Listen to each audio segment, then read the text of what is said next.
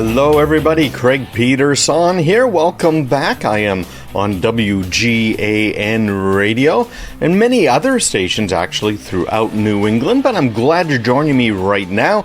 Also, of course, online, your favorite streaming site, and CraigPeterson.com. Well, today we've already talked about most businesses are attacked by business email compromise last year and what that means. What are the new types of spear phishing scams going on?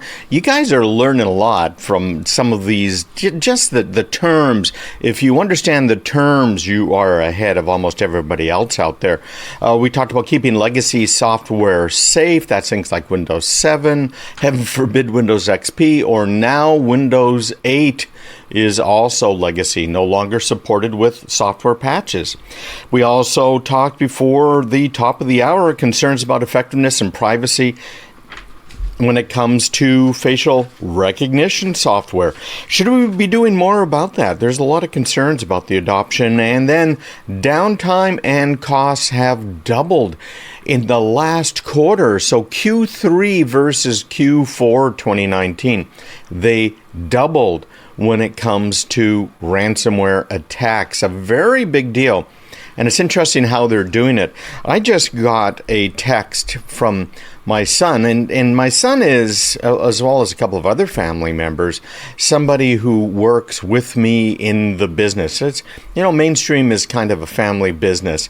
We've had many people over the years working for us.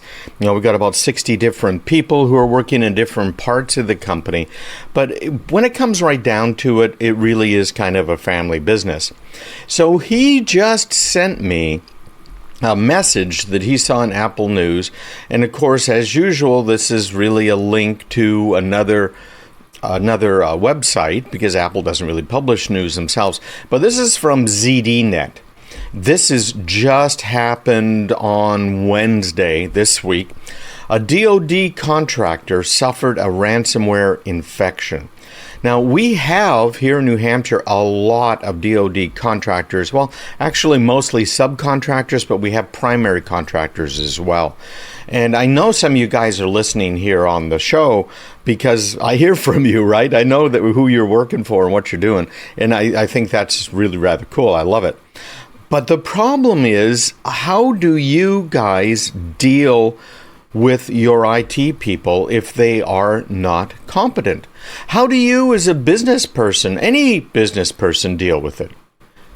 How do you even know if they're competent? At least if you're listening to the show, which you obviously are right now, but at least you know the terms and you have an understanding of what should be happening. Well, this is a very big contractor to the Department of Defense.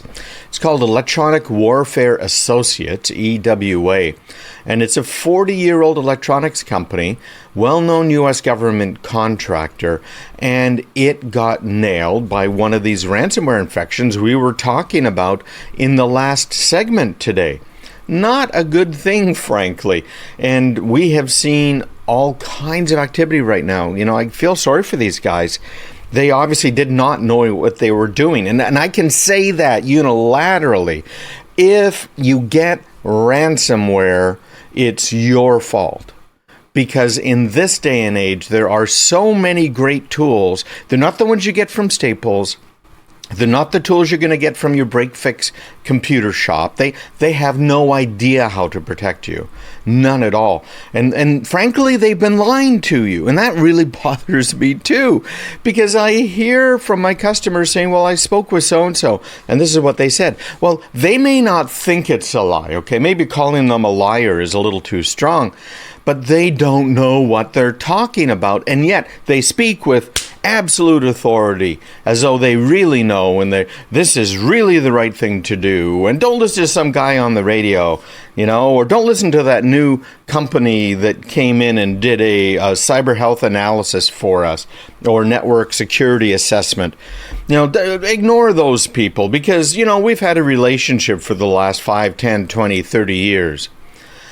Well, apparently, I'm guessing something like that must have happened with this company. Now, go right now. In fact, I've got a screenshot in front of me. It looks like they fixed some of this.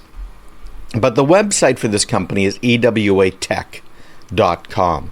And if you do a Google search for them, or if you did one a little earlier in the week, you found out that something was really weird, because all of the Google search results looking for awatech.com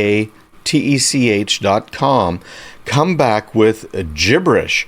And it's gibberish because everything has been encrypted by ransomware. Now, there is a security researcher out there who goes unnamed in this article from ZDNet.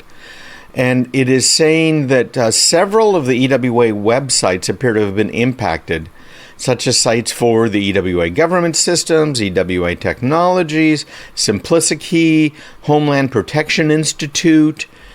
And we don't really know at this point how much of the company's internal network was encrypted during the incident. But man, this is a big deal. And by the way, even though it's obvious that at least these websites of theirs have been encrypted, they have not issued any public statement about the incident. According to this article, as I said, is from Wednesday, Thursday this week. Apparently, an EWA spokesperson hung up the phone earlier when ZDNet reached out for comment about the security breach. This is a well-known supplier of electronics equipment to the U.S. government. Now, we have clients who make small things. They make things like parts. They make wiring harnesses. They make power supplies. They make just all kinds of very basic things. And you look at it, even screws, right? Fasteners. And you look at it and you say, well, what does that matter? Well, I'm not a company that's making all these big electronic things for the government. But really what some of these bad guys are trying to do with ransomware is twofold. They still have the old motive of holding your data ransom, and it can be done two ways now.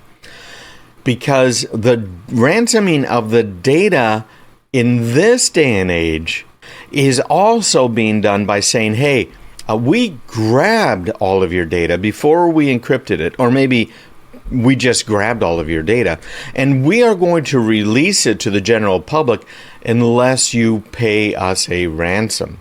So they're making a ton of money off of this. And it looks like, according to this unnamed security researcher, that's the Ryuk Steeler update. Now, that is exactly one of the things that I was talking about earlier in the show, and we put up an article about that as well on my website. There are two that are being used right now that are not regular ransomware strains, and they're using it to target attacks on bigger companies that have deeper pockets. Very, very interesting. So keep an eye on this. This is a bad thing, obviously, and it's bad because it can hit any of us, and ultimately it is going to come around and hit you.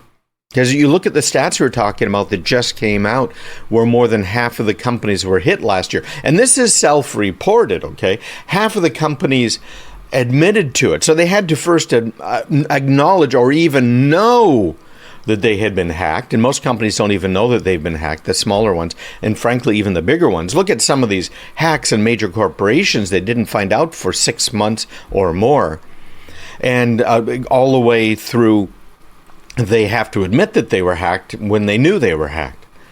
So add all of this up, and it's a very scary world out there. And if I was somebody who had a fiduciary responsibility, if I was sitting on a board, an advisory board, or a full board member in some company, and I did not know what security really was, and I did not know exactly what was going on, and I was sitting there looking at, we have a Chief Information Security Officer, a CISO, or our Chief Technology officers taking care of that, or my budget for this is huge, I'm sure I'm fine, or even worse, playing ostrich and sticking the head in the sand and just hoping nothing happens.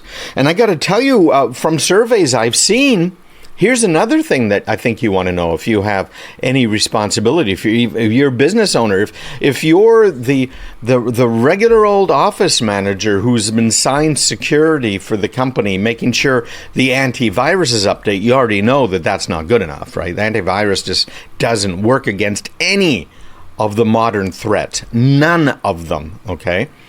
And you're sitting there thinking that everything's taken care of, and you have not brought in a temporary board member, advisory board member, someone to have a serious look at your security.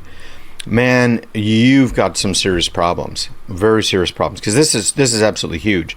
And when it comes to the FBI and some of the other trainings I do for the InfraGard and for businesses in general, I'm seeing this every day. People who have the titles, who have these certificates, who have completed these programs, I'm seeing all the time.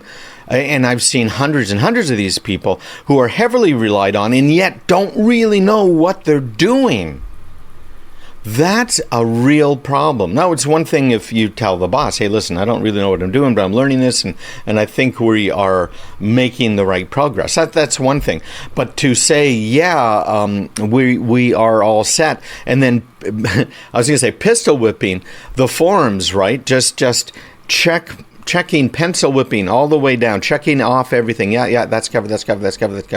And man, I've seen so many businesses doing that too. So if you are a business owner, if you are C-level, if you are on a board, even if you're on, like me, boards of volunteer organizations, you have a responsibility. And you got to take care of that. Oh, well. Anyways, out of time for now. We'll be right back. And I'm going to talk about training employees to spot yet another emerging threat, something that's really going to nail us. You're listening to Craig Peterson on WGAN.